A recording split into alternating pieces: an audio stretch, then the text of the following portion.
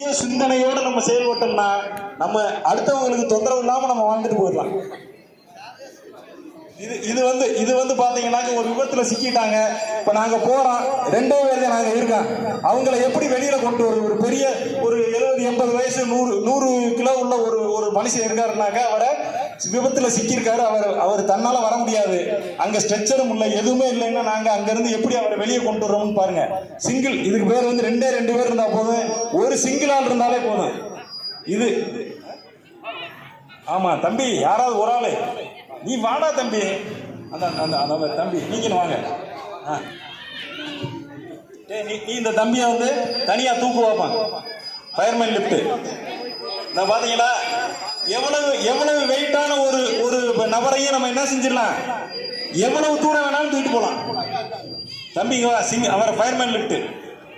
அதே மாதிரி தனி ஆளு, ஒரு பெரிய வயசானவர், ரொம்ப அதிக எடை உள்ள மனுஷனை தனியா இருக்கிறவரை எப்படி அவர் தூக்கியிருக்காரு பாருங்க. இந்த பக்கம் திருப்பி அப்படியே திருப்பி ஒரு ரவுண்ட் காட்டவங்க. இதெல்லாம் வந்து முதல் உதவியில வரக்கூடிய ட்ரிக்கு, வேற ஒண்ணும் இல்ல. எது ஃபர்ஸ்ட் எய்ட்ல நாங்க செய்யக்கூடிய மருத்துவ சிகிச்சைன்னா ஃபர்ஸ்ட் அவங்களுக்கு நம்ம கொடுக்க வேண்டிய சிகிச்சை, அவ்வளவுதான். எடுத்துட்டு போய் இறக்கி விட்டுருங்க போதும். அதே இதுல அடுத்தடுத்து இருக்கு sir. Single seat, double seat, 4 hand seat அப்படின்னு மொத்தம் 4 இருக்கு. அவர் என்ன மாற்றாரு பாத்தீங்களா, கயிறை மாற்றாரு பாருங்க. எந்த பொருளையுமே நம்ம நல்ல விஷயத்துக்கு பயன்படுத்தலாம். இது வந்து சேர் நாட்டுனாக்க ஒரு சேர்ல உட்காந்துட்டு போறது மாதிரியே கீழையும் நம்ம இறக்கலாம். மேல இருந்து எவ்வளவு ஹைட்ல இருந்து கீழே இறக்கிடலாம். அல்லது ஒரு 400 அடி பள்ளம் 500 அடி பள்ளத்துல இருக்கக்கூடிய நம்ம இந்த சேர் நாட் போட்டு நம்ம என்ன செஞ்சிடலாம், மேல கொண்டு வந்துடலாம். அவருக்கு எந்த பாதிப்பும் வராது.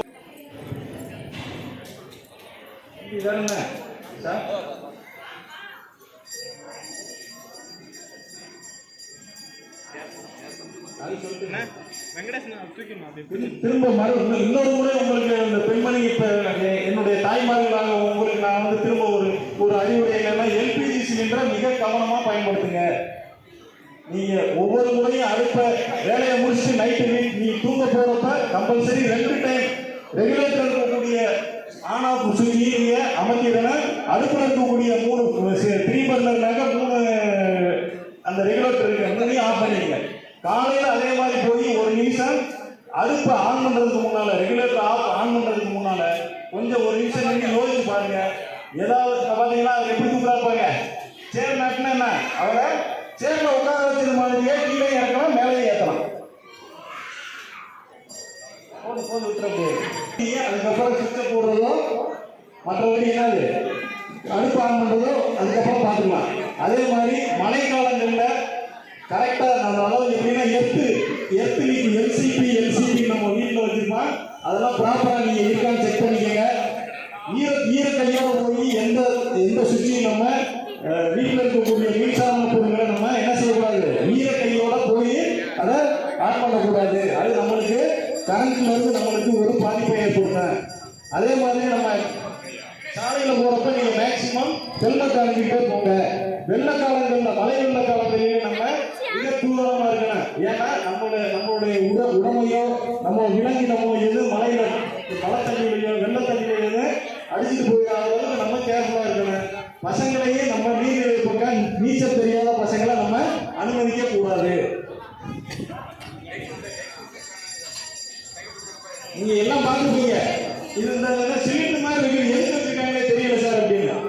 நாங்க ஒரு நிறுவனத்துல காட்டன் மில் பயிராயிட்டு அங்க வேலை பார்க்குற ஒரு 50 பேர் வேலை பார்க்குறாங்க. உள்ள போய் பார்த்து அந்த சிலிண்டர் தூக்கி உள்ள போடுங்க. நல்லா பாருங்களேன், தெரிஞ்சா அவங்க செய்ய மாட்டேன். இந்த சிலிண்டர் எங்க இருக்க பெட்ரோல் பங்கு, சினிமா தியேட்டர், பொதுமக்கள் கூடக்கூடிய இடங்கள்ல பூராம இதை வைக்கக்கூடிய ஒரு அரசு விதி இருக்கு. இப்ப கோயில வச்சிருக்காங்க, எதுக்கு வச்சிருக்காங்க, இங்க ஏதாவது ஒரு பொருள் ஒரு பாதிப்பு ஒரு இன்சிடென்ட் நடந்துச்சுன்னா அதை இதுக்கு பேரு பிரைமரி ஃபயர் ஃபைட்டிங் எக்ஸ்டிங்யூஷர். இதுக்கு பேரு ஆரம்ப கால கட்ட தீயணைப்பான். இதுக்கு பேரு ஃபயர் எக்ஸ்டிங்யூஷர் அப்படின்னு சொல்லுவாங்க. சாட்டா first aid primary first aid fire extinguisher இதுக்கு பேரு.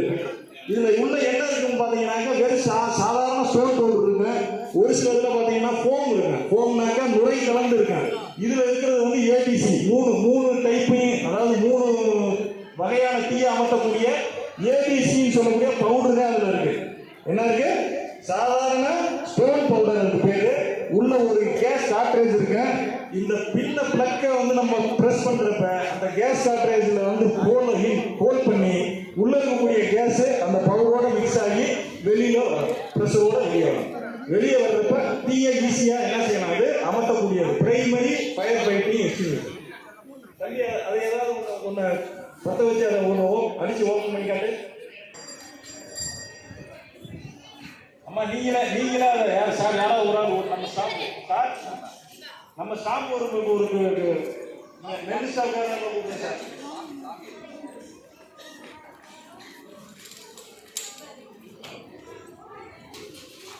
வேற யாராவது பொதுமக்கள் சைட்ல இருந்து ஏதாவது சந்தேகம் இருந்தா கேளுங்க பார்ப்போம். அம்மா யாராவது யாருக்குமே சந்தேகம் இல்லையா சார்? ஏதாவது ஒரு சந்தேகம் சொல்லுங்க பார்ப்போம். உங்களுக்கு எந்த தெரியாத விஷயங்களை கேளுங்க. எங்களுக்கு தெரிஞ்சது சொல்றோம். இந்த எங்களுக்கு தெரியாத உங்கள்கிட்ட கேட்கறேன், நீங்க சொல்லுங்க. அது வந்து CO2 கார்பன் டை ஆக்சைடு இருக்கக்கூடிய சிலிண்டர். இதுல வந்து ஸ்டோன் பவுடர் இருக்கக்கூடிய சிலிண்டர். இன்னொரு டைப் வந்து ஃபோம் இருக்கக்கூடிய சிலிண்டர். மூணே தான் இருக்கு. ஃபோம் எதுக்கு பயன்படுத்தலாம்? ஆயில் அண்ட் கேஸ் ஃபயருக்கு ஃபோம் பயன்படுத்தணும். மற்ற சாதாரண எரிஞ்சு சாம்பல் வரக்கூடியது, எரிஞ்சு கரியோ சாம்பலோ மீதம் இருந்தால் அதுக்கு பேர் கார்பனைஸ்டு ஃபயர். அதுக்கு பயன்படுத்துறது அந்த ஏடிசி டைப். இந்த CO2 எதுக்கு பயன்படுத்தலாம்? ஃபுட் ஐட்டம் பார்த்தீங்களா, ஏதாவது நம்ம பேக்கரி ஐட்டமோ அல்லது எலக்ட்ரிக்கல் ஃபயரோ இல்லை எலக்ட்ரானிக் டஸ்ட் வந்து டெபாசிட் ஆகக்கூடாதுன்றதுக்காக CO2 பயன்படுத்துறது. Carbon di oxide. அதில் வெறும் கேஸ் மட்டும்தான் வரும். கார்பன் டை ஆக்சைடு கேஸ் மட்டும்தான் அது வரும். ஆக்சிஜனை கட் பண்ணுறதுக்காகத்தான் இந்த டைப்பு. சார் அடிச்சு ஓப்பன் பண்ணுங்க. அந்த இதுல சார் அந்த இதுல பிடிக்காம பைப்பர்ல பிடிங்க. நல்லா கிட்ட கொண்டு போங்க சார். நல்லா ஓப்பன் பண்ணுங்க.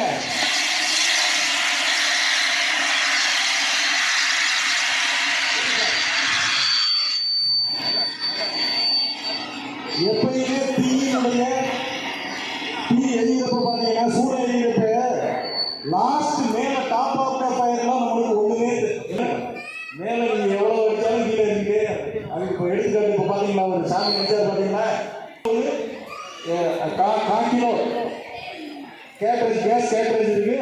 அதை வந்து இந்த பின்னை எடுத்த உடனே அந்த கிளிப்பை அமுக்கிறப்ப அந்த கேஸ் கேட்ரேஜ்ல வந்து ஹோல்ட் பண்ணி அதுல இருக்கக்கூடிய கேஸ் உள்ள இருக்க பவுடரோட வெளியே வரும். பார்த்தீங்கன்னா